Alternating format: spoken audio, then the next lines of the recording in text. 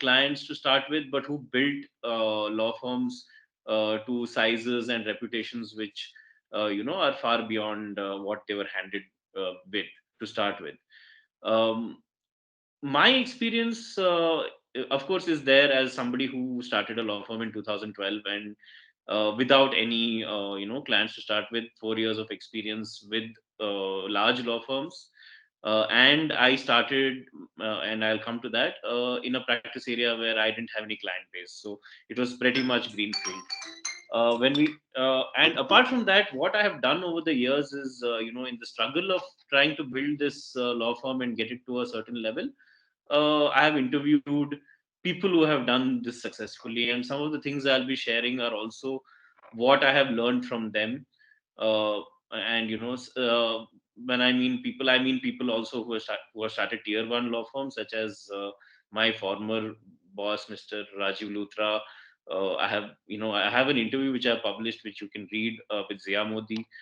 I have spoken to senior partners in tier one law firms such as Jyoti Sagar, or Khaitan, and their managing partners, and sort of try to organize everything that I have gathered.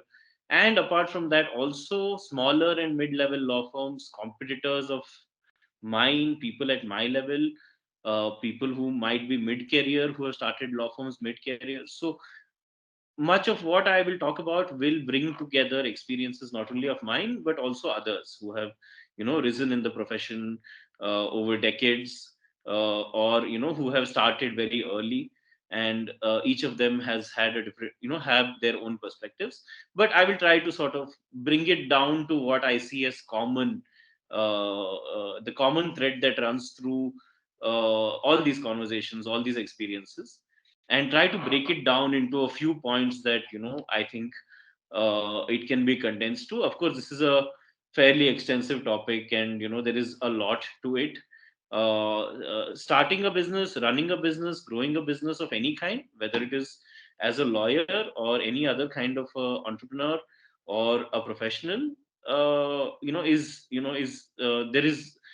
there are multiple things that you need to be sort of either learn or get better at. This can be any everything from running your finances, to marketing and selling your services, to doing a great job in terms of how you operate the business, how you advise your clients, how you take responsibility, and most importantly, the values that you bring to it.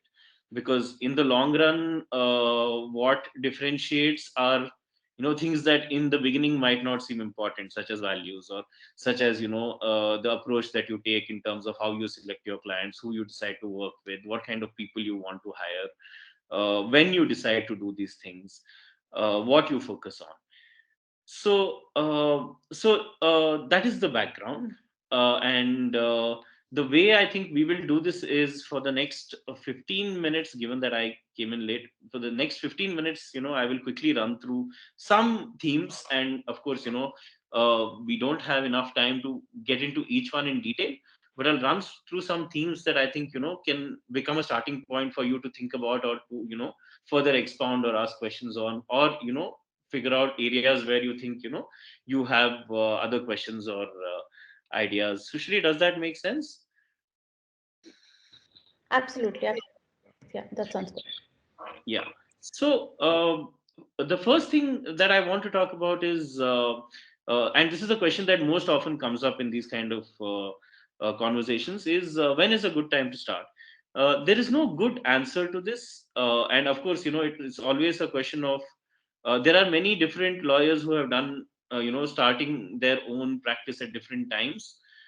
There are some who have spent most of their or half of their, or multiple decades working in a chamber or a law firm, or being attached to law practice, and then who have moved out and started on their own. I know there are lawyers who have started right after college, who get out of college and start their first practice. So there is a wide degree of variation in terms of when you start. There is a blog post that I have written on this. When is a good time to start a law firm? I will share that. She'll share links through Sushri. But the considerations typically are, if you start earlier, there are certain advantages that you have.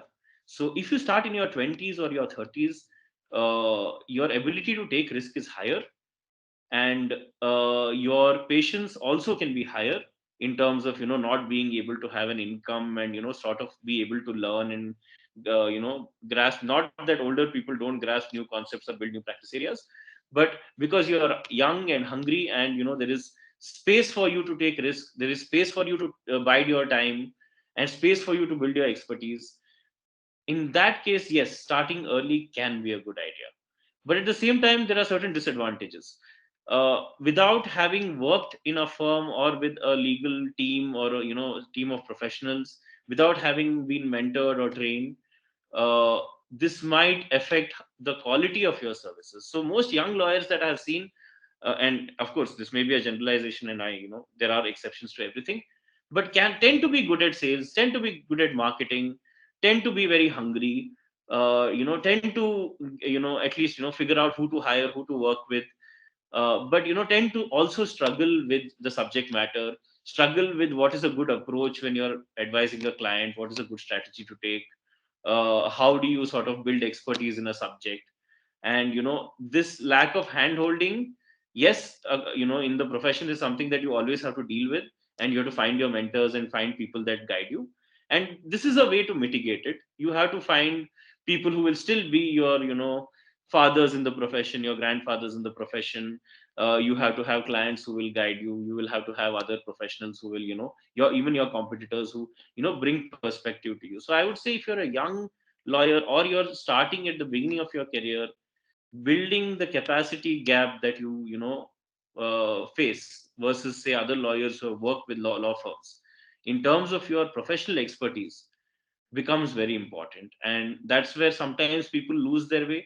And if you lose your way in terms of your professional expertise, what happens over a period of time is, it starts showing up. Maybe in 5 years, maybe initially you will get a lot of clients, you are very aggressive in terms of how you market yourself, you sell yourself, you find a niche, and we'll come to niche later. It After a while, you will still struggle if you have not built great professional expertise in the subject matter of what you're practicing on. And of course, doing more work helps, but also learning from other people's experience, watching other people work helps. So that is the one side of the story.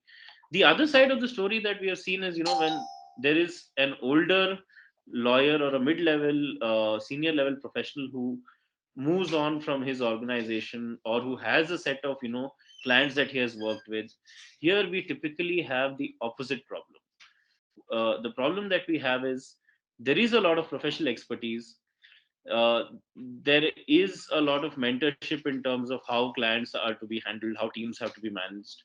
The legal expertise is strong, but the weakness that I have seen, and which you will hear from mid and senior level lawyers who are starting out for the first time, is uh, that there are certain skills that are required to run a business that they have never had to learn. So you have never had to go out and get your own clients, for example. You have never had to run the books of a business. You never had to worry about how do you pay salaries, how do you pay taxes, how do you build a brand name, what is important in terms of building a brand name. Often your values have come from other lawyers, so you need to now create your own values, your own style. You need to figure out what kind of practice you want to have, how to manage professionals. See, when you're owning a business, managing people is that much more important than, say, it is important at every level, but it becomes that much more important. It becomes a matter of life and death.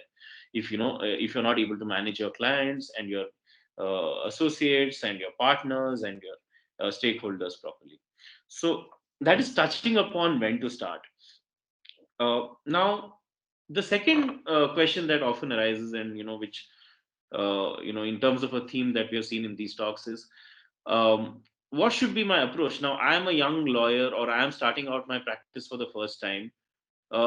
If should I take everything that comes to the door? Should I is getting work more important than, say, making money or building a certain kind of a practice?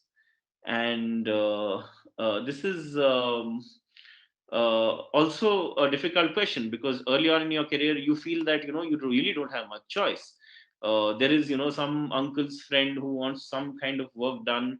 It's not really work that you want to get into, but it's going to pay your bills.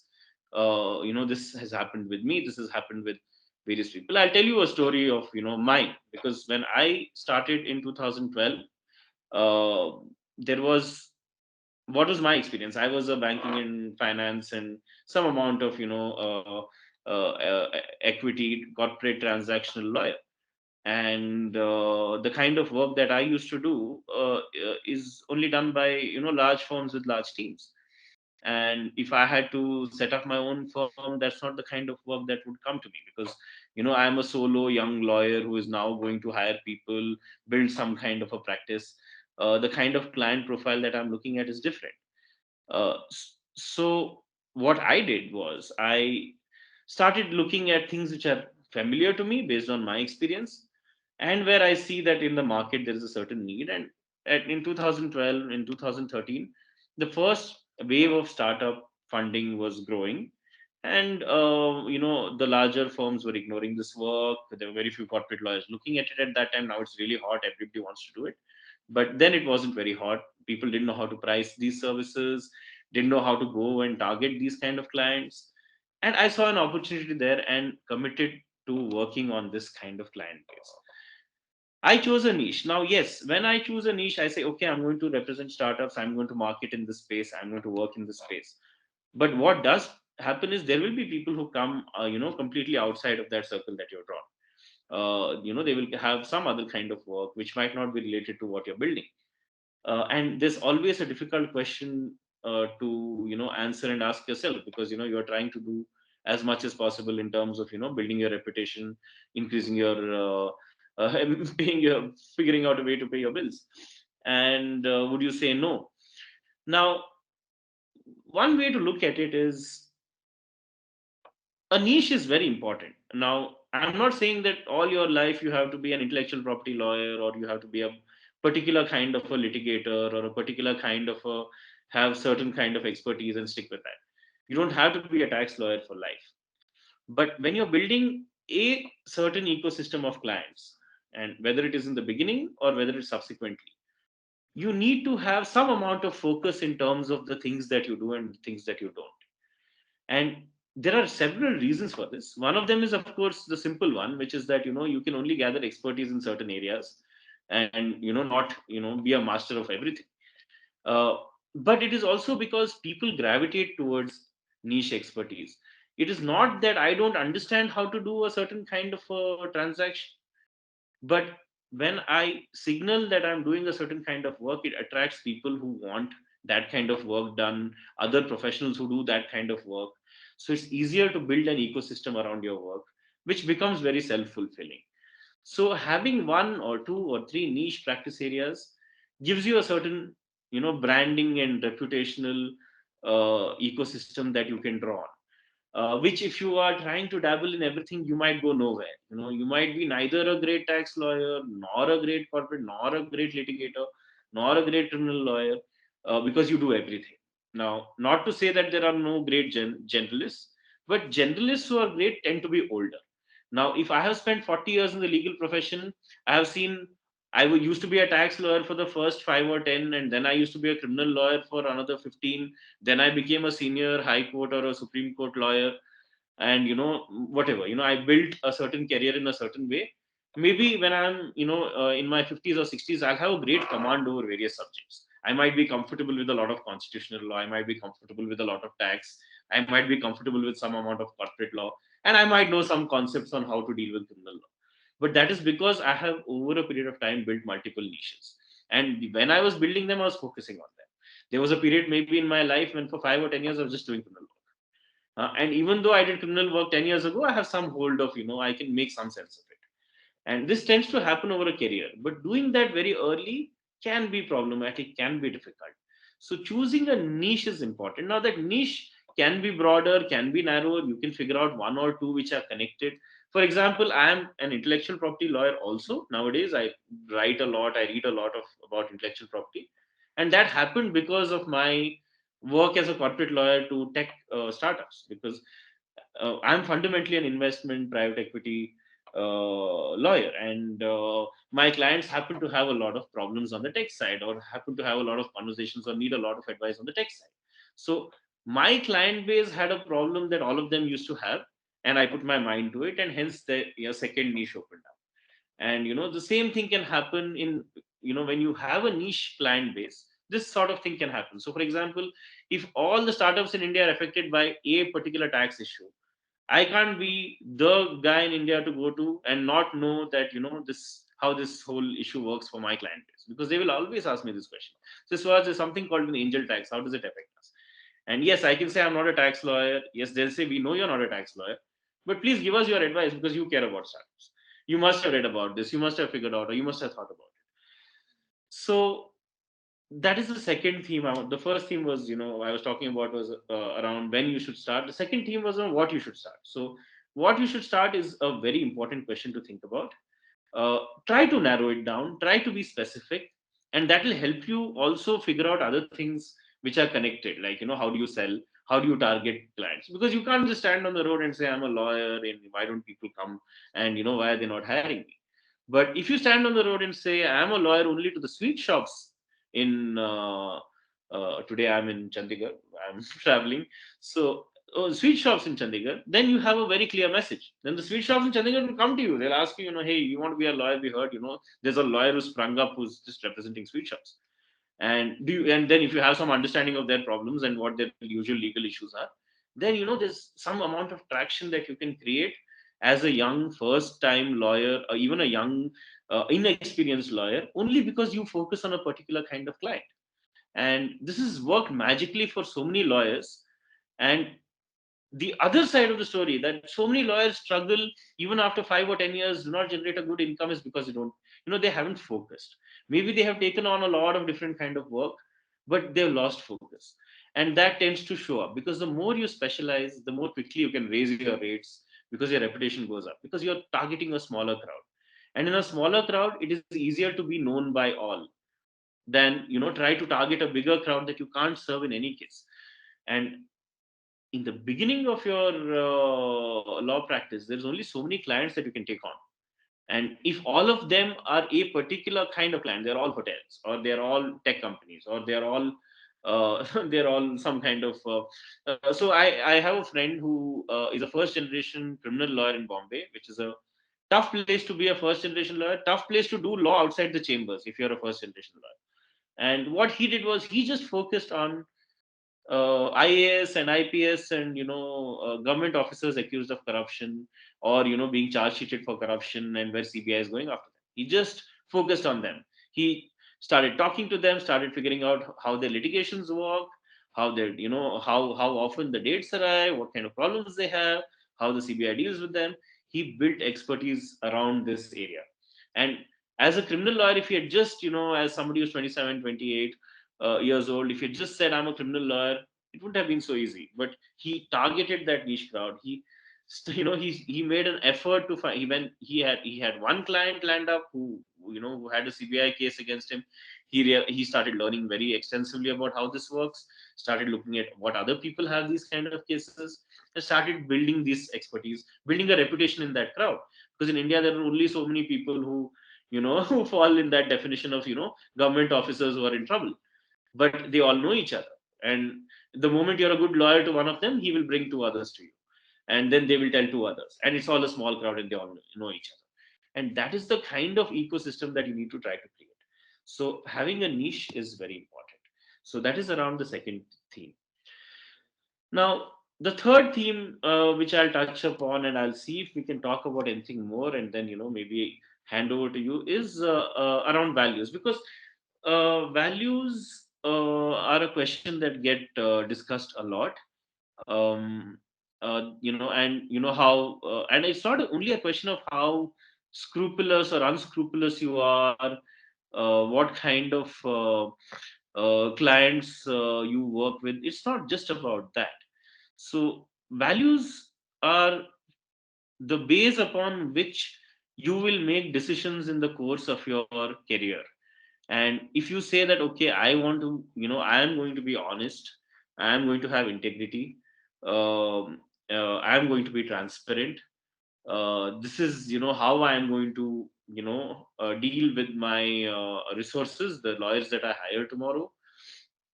These are the rules by which a client I take on a client. These are the rules by which I let go of a client. And when I say rules, I mean it could be anything. It could be they are not nice to my team. So, for me, for example, a rule that I always had is, if a client is not nice to my team says that these people are just not good human beings with us. They don't treat us right. They don't know, they don't treat us respectfully.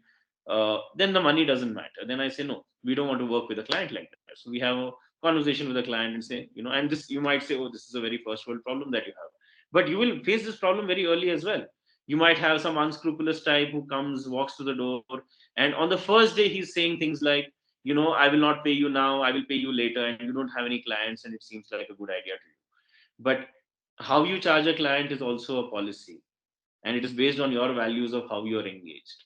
So having some of these basics right in terms of the fundamental, values in terms of, like I said, integrity, respect for your colleagues, being fair to clients, not doing shady things. That is, yes, one set of values, but also a base set of practices and principles that you follow in terms of how you build your business, what kind of clients you take, what kind of people you hire, who you surround yourself with, and what you are ready to do and what you are ready not to do. There are a lot of things as a lawyer that people will come and say that, hey, can you do this for me? Because I can't do it. You're a lawyer, you can do it. And there are things that you can do. Like, if they are not comfortable, say, engaging a detective agency. And this is very common, by the way. Many people, they want to know what's happening in their lives. They don't want to engage a detective agency. So they will get a lawyer to engage a detective agency, which is fine. There's nothing illegal about engaging a detective agency if it is above board and what they're doing is legal. And if you're a lawyer who's engaging it on behalf of it, that's fine. But on the other hand, there can be situations where your lawyer clients are in getting you involved in their shady business completely, and you have to keep your eyes open. You have to know where you are ready to go and where you are not ready to go. So having that, and of course, it's something that you build. Not every question is answered on day one. Not every value is tested on day one. You might not be clear about every situation that comes across. You might make mistakes, but evolving your evolving your principles, and then figuring out a way to work within them will become more and more important over time. And one of the reasons why lawyers fail, or after a long time, still have sort of middling careers even though they started with a blast, often has to do with integrity, because it's very, very easy to lose your reputation, and it is very difficult to build one. And you can recover a loss of reputation because of incompetency. Trust me, as difficult as it is to hear, if you make a big mistake and your code craft didn't work, or the advice you gave was wrong, or your client suffered because of your advice, or you were blatant, you didn't read something, you didn't do something very basic, and it showed you not as a very competent lawyer, you can recover from that, because that's the kind of mistake even your best clients will forgive. They know you're a human being. They know your relationship is a long term relationship. They know you have bad days. They have bad days. But an integrity question, nobody's going to forgive you. Not your clients, not your colleagues. So it's very important to sort of, have this clarity of thought in terms of who you are and what you're ready to do. And this lesson needs to be repeated across generations. People would say, when I started my career, this used to be a very important thing I would hear from a boss. Nowadays, I don't hear it so much from people, but because there are so many young lawyers now who are going out and trying to build their businesses, I think this needs to be repeated a little louder, because it has a value. And I'm not talking about value in terms of us being creating a beautiful world. Value in terms of keeping your career secure, and your business survives and doesn't die, because you're clear about what you're ready to do and not do. So these are some of the themes that I found are common. in any talk that involves building a practice as a first generation lawyer or as a lawyer who's just getting into it for the first time. What I will do now is I will sort of hand over to you guys in Lego Desk and also go through your questions and try to address them. If anybody has a question, you can sort of. I don't know, Sushri. Will they should they put their hand up, or how does it work? They are putting the questions in the chat, Suhas. Uh, Okay, so you okay, want me to read them out? So mostly the question yeah, is yeah, in the theme is basically how do you compete with yeah, already established law firms and how do you get more clients? Because obviously you yeah, can't advertise to them, right? So yeah. the most questions we have gotten. Yeah. So I will start with the later questions and then I'll move to the first question, which is a proper pathway to manage a partner. So there are two connected questions. One is what do you do to acquire more clients for your firm? Second is how do you find new clients as long as you can't advertise?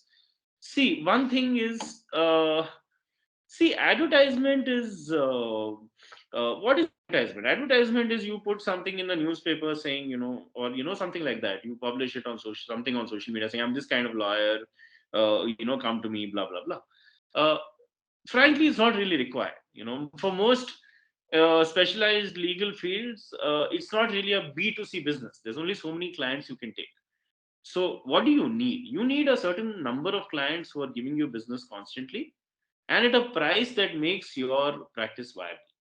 And this is something you need to figure out because there's no point in having a lot of clients and there's only so many clients you can take and they need to be of good quality. So these clients need to be people you like to work with, people who pay on time, people who pay the rates that you want to charge. So first you need to think about what are the kind of clients that I want to have, and once you have identified what are the clients you want to have, answering this question becomes difficult. So to becomes more easy. So to give you a example, uh, I'm now one of the practice areas that I have sort of building because I am interested in is Web3. So anything to do with cryptocurrency, NFTs, tokens, which is now kind of very widely discussed, and the tech ecosystem is completely into this, and lawyers are still trying to understand it, which is always a good place to enter any new practice area where there is no competition because the old lawyers, young lawyers are all the same. Everybody's new to NFTs, everybody's new to cryptocurrency. Now, if you identified that okay, this area is good, this is an area where there is traction and there are people who need advice, there are people who have questions. Then it becomes easier to focus on that because then you know that this is where they hang out, this is what they read, this is what this is the kind of questions that they have. Now you have to choose a style. There are each lawyer has his own style of targeting the client base. So there are lawyers who are very good with say public speaking or attending a conference, having conversations with people and sort of conveying their ideas. There are lawyers like I am more comfortable with writing than speaking. So there are lawyers who write on topics that and then they choose where to write. See, there's no point writing an article about non-fungible tokens on some in some law review in some college. No disrespect to law reviews in colleges, but that's not what your clients read. Your clients don't read some national law university review on tech law. They don't, unfortunately. And you know, but at the same time, that they read this, they read that. They're on this kind of social media. This is what they post.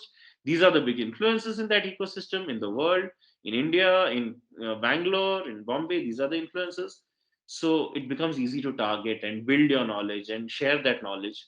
And the moment you are sharing your knowledge and building your network with a certain kind of an engaged group, and because you are focusing on a very specific area, you are also providing good expertise. That's how your clients first walk through the door. I started with fintech. When I started in 2012, I struggled.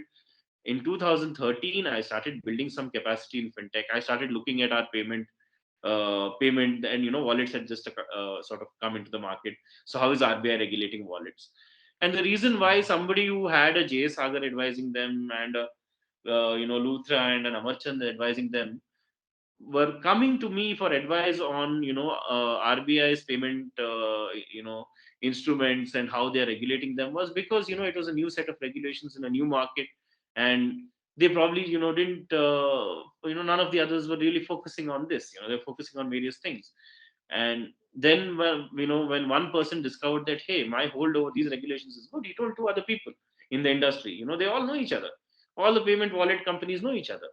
So MobiKwik was happy with our services. So then somebody else found out that we are advising MobiKwik. So then somebody else came on, and then somebody else from other payment company came on. And then I have a bunch of clients who are really really looking at advice on payment on wallets and how they regulate it. So I think that is approach. This can be used in any practice area. Like I said with the criminal lawyer earlier. He didn't have any clients, and in Bombay, it used to be very difficult around 15 years back to break into the bar. Right? They're all established networks. So you have to focus, and you have to create value for a certain set of clients. Um, I'm just going through the questions.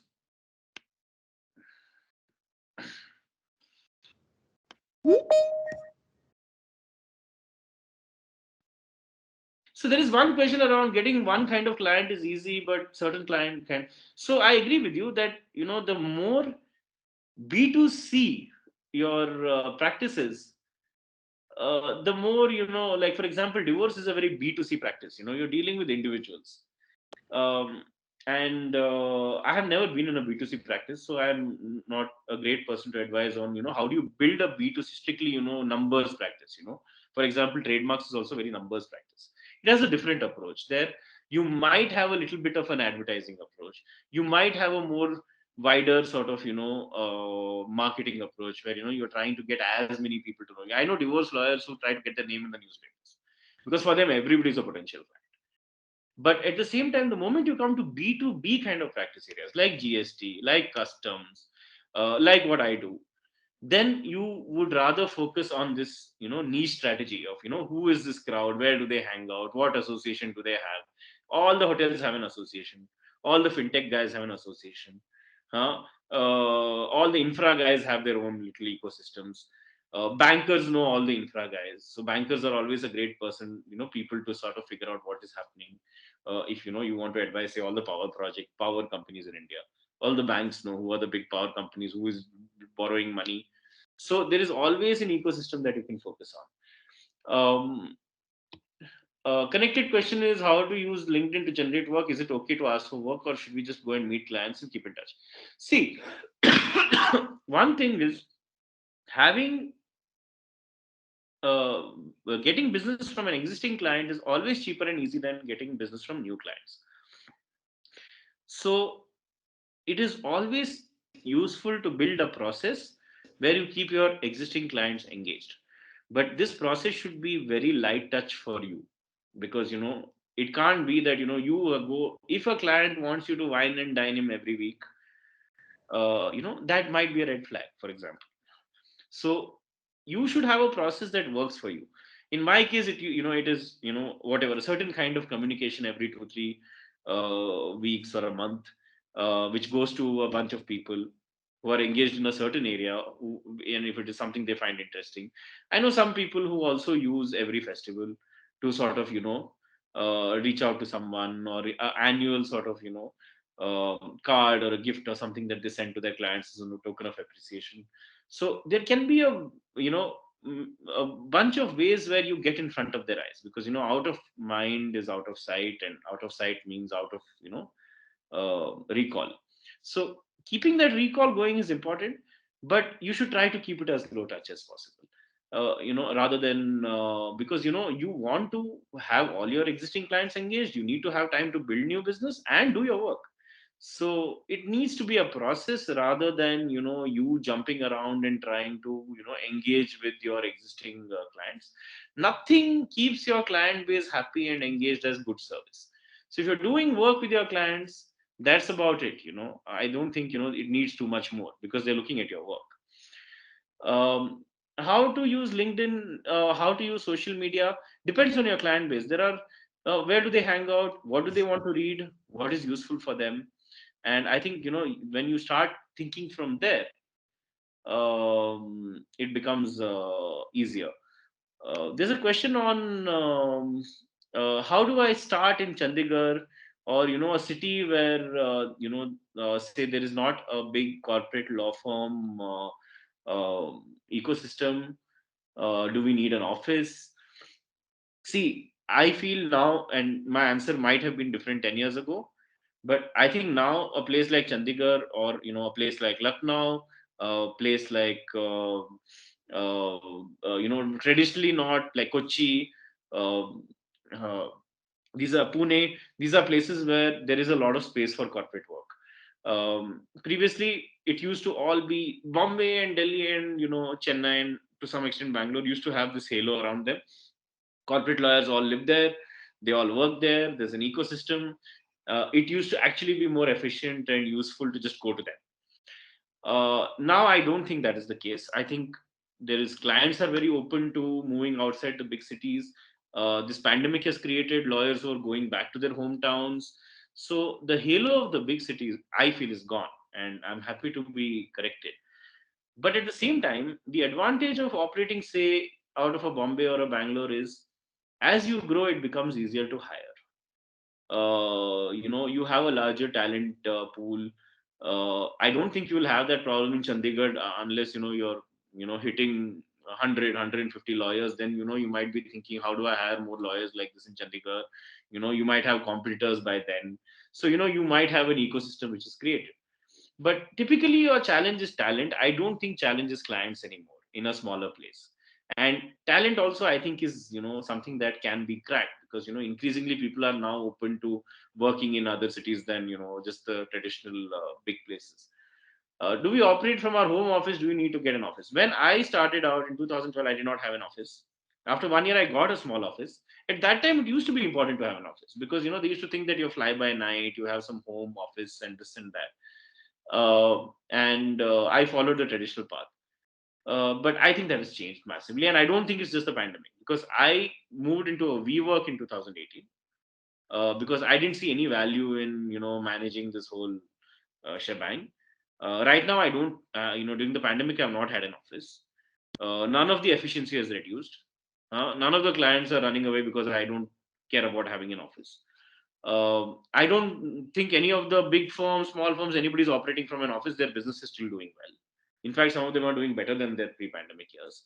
So I think the world is changing, and I don't think this has become so. It's becoming less important, not more. Is cold emailing useful or not? If yes, highlight how not to sound desperate, but take benefit of cold emailing. Okay, so see this. As far as cold emailing is concerned, there are many views on this.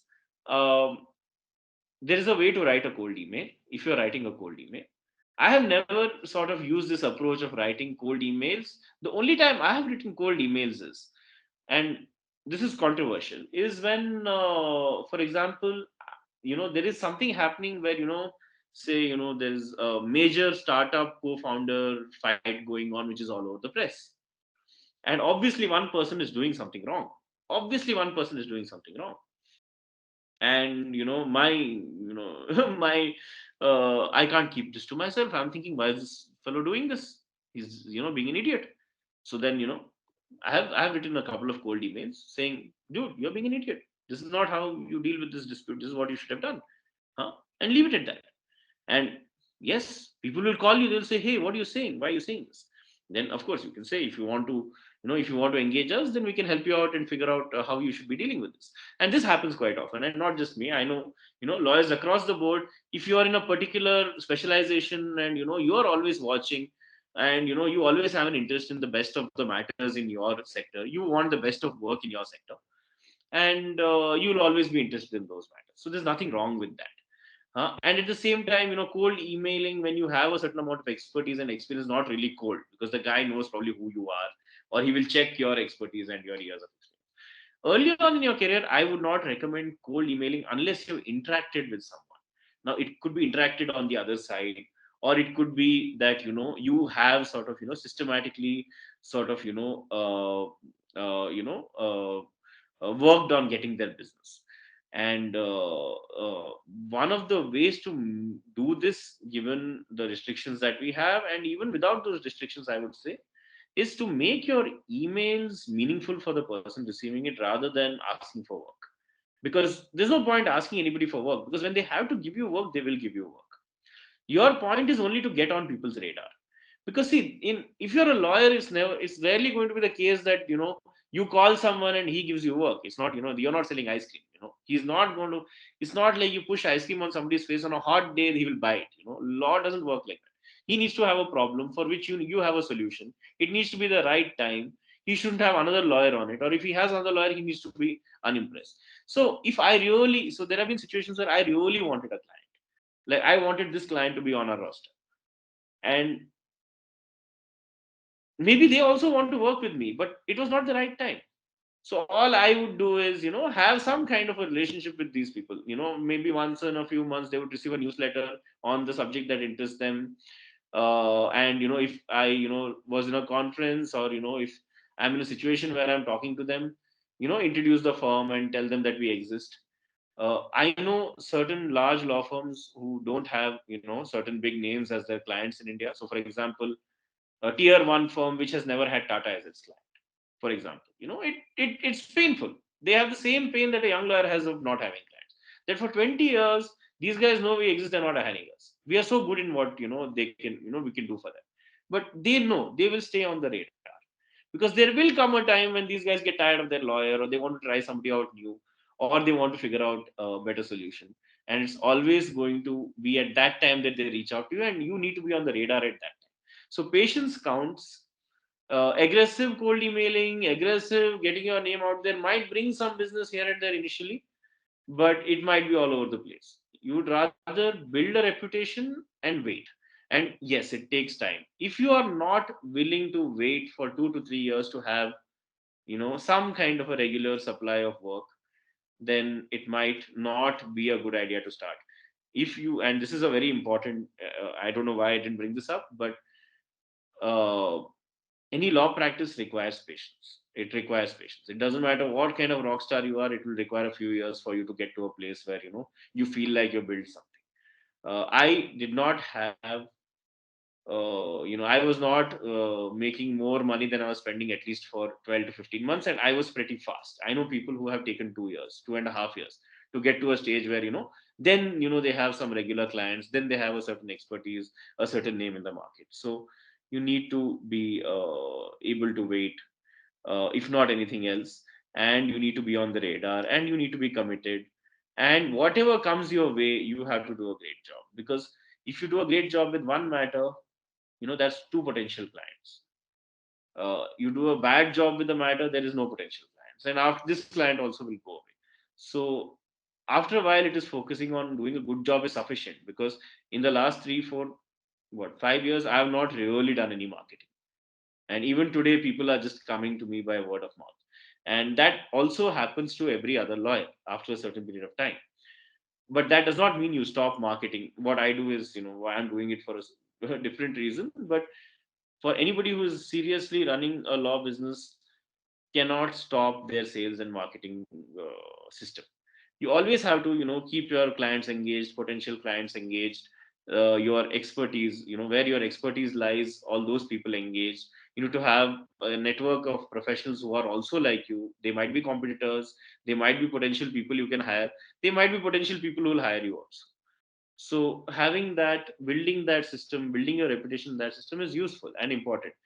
And if you see this in a traditional way, among litigating lawyers at the bar, they are good at building relationships with their colleagues. They often struggle with their clients, but they know the importance of building relationship with colleagues. And not everybody in every litigation ecosystem or bar or expertise does this, but there are places where this is really the old fashioned way done very well. That if I'm a lawyer, I know the other lawyers in my town, I know who specializes in what. I try to find out new lawyers who specialize in areas connected to mine, and it has great value. And some of your great references actually come from other lawyers. So Every lawyer is also that you work with is a potential client.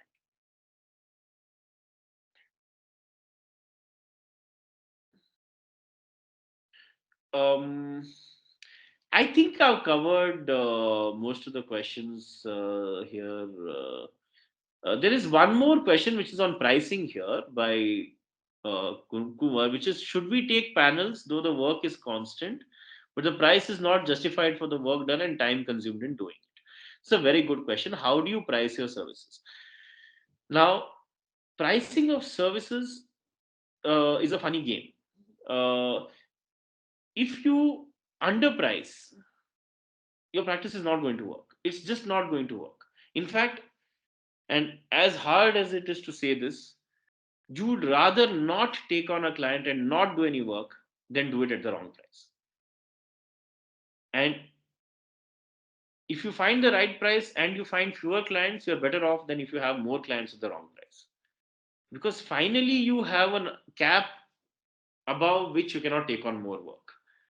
And when you hit that cap, you can't take on more clients. The only way you can make more money is by increasing how much each client is making for you based on the amount of time you spend.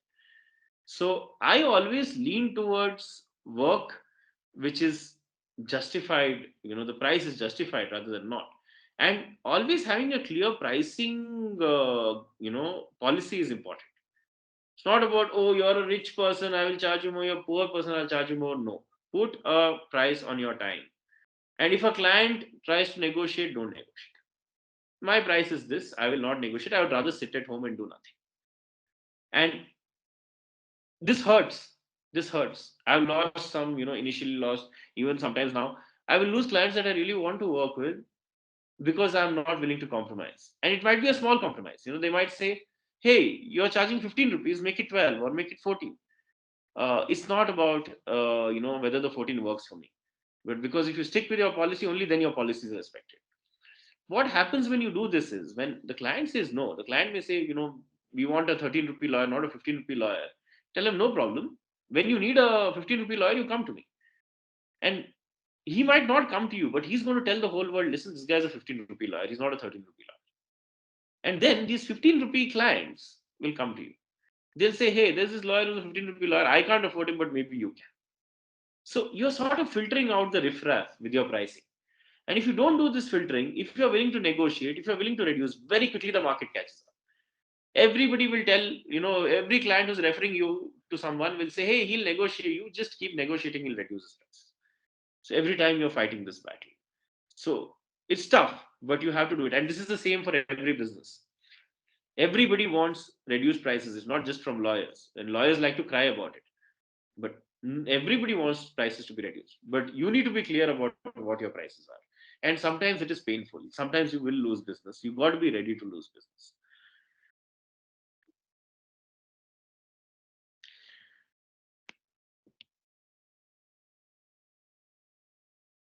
So there is a question also around there is no standard fees. Advocates charge different charges for different kind of work. If a new client is coming, which approach is better? Very good question. When a new client is coming, this is how it is. It's called toilet training. I hate to use this word, and I hope none of my clients are on this call. But toilet training is important. How you behave with a client early on will set the tone of your relationship for the rest of your, you know, professional life with them.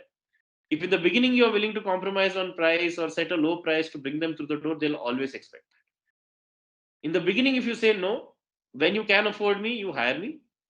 They will come to you when they can afford you, and then they'll respect you. They will not try to push down prices later. They'll say this guy doesn't compromise. So don't now compromise. Now there is no standard fee, but you will realize after a while what is the quality you're providing versus other lawyers, and that is what will inform your pricing guidelines. If I am a very so I might be very good at venture capital work. I might know how to negotiate a deal, and this is the kind of work I've always done. I've done more work than most lawyers in the market. So what do? I keep my prices at the top of the market, almost at the price that no other lawyer would charge. But there might be another sector where I'm new. I'm just building it out. I don't have that much experience. And as you get older, you become more self-aware. So, for example, I know that there are maybe so many people who are better than me at intellectual property who might be charging a killer rate, and I might decide to keep it a little lower than them because my expertise is a little lower, and be transparent about it with the client, saying that I am not a god in this sector, but I understand a fair bit, and that's why you're getting a discount. And that's fine, that's perfectly fair, because you have a policy that you are going to charge a certain price. It might be lower than other lawyers, which is also fine, because you have assessed it to be a certain quality and a certain kind of work. Now as you do more IP, intellectual property work, you might say, no, I am better than everybody else, so now I should charge the market rate, I should get to the top of the market. And this can happen. You might move up the pricing scale over your career as your expertise grows, but you need to be clear. You can't let the clients dictate that, and you must be willing to lose clients to enforce it. The reason why advocate B is charging 50,000 for the draft, for example, I have charged 50,000 for things that other lawyers have quoted 5,000 rupees for. It's very common. But I know what his expertise and what my expertise is, and the client also knows. Because if there was no difference in our expertise, there wouldn't be a difference in our pricing. And even though this is a little intangible, over a period of time, it shows. So we have time for one more question, and I think Sushri, we are running out of time. Um, We got one more question, sir. yes, yes. Writing ebooks on common issues. See, the question is, can you highlight the importance of writing ebooks on frequently asked questions regarding issues which face a particular business community, blah blah blah, and send them to potential clients or dream clients. See, this is a good idea. There's nothing wrong with it. But I'll tell you where I think people go wrong in this. Uh, One place they go wrong is how they bring this to their clients. So maybe sending it to them is not a good idea. Maybe, there are clients who might not check their email, might not bother to read long legal encyclopedic writing. Uh, so how you touch base with a particular client base is important. So if you're meeting the hotel association, they might not open their email and read some long stuff on how the law operates. But they might all be meeting in a certain conference room on a certain day of the month, and if you can get an invite to that and shine in terms of your understanding of their sector, it might get you in. So designing how you want to do an outreach is important. It's not necessarily the same for every kind of client base. If you're a venture capital investor, you probably will read more stuff on Twitter and a little bit on LinkedIn than open your email and read some long legal encyclopedia. Maybe 1 in 10 would read this, but most people would like to consume their content in some other way. So, knowing your client base is important. Where do they hang out? What do they do? How do they like to consume, access? How do they like to interact? That is one. The second thing is the content itself. Lawyers tend to get lost in their own, the sound of their voice and the turn of their phrase. But understanding your clients is important. They might not understand what you're talking about, what legal concepts you care about. Showing off your legal concepts, understanding of case law might not be relevant to them. I would say the closer you are to their problems of the day, like right now, if you were to ask me, if you were to ask me the question, how do I build a client base with, say, the hotel associations in this country or the hotels, all these, hospitality sector, I would say start writing about how this pandemic is affecting their business and why it is illegal and what is unconstitutional. Make some noise, and they'll really identify with that. And maybe not an ebook, maybe an article in a newspaper, maybe something on social media or LinkedIn, maybe a letter to some government ministries, or maybe a petition in the court, whatever, whatever you think is the right way to communicate a set of problem statements for a certain kind of potential client base that you want. And it really does magic, because they and this is the old fashioned way of lawyers building business, filing a PIL, and then becoming a, environmental lawyer, taking up the cause of some, I know a certain set of lawyers in India who specialize in representing Africans who are caught for under NDPS. They know some of them have started learning their language also, Nigeria, what Nigerians speak, how they speak English. how they communicate, their usual problem. They've understood the client base, and they know how to build that business. So understanding who you want to target, how you want to communicate, and then what are the problems of the day they are facing will get you more traction than doing something which involves a lot of effort but which might not create value.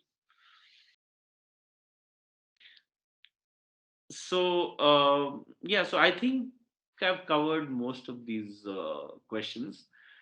Yeah, um, and of course, for anybody who's missed out, I think this will be uploaded later. Sushri, this will be uploaded later, right? yeah, yeah.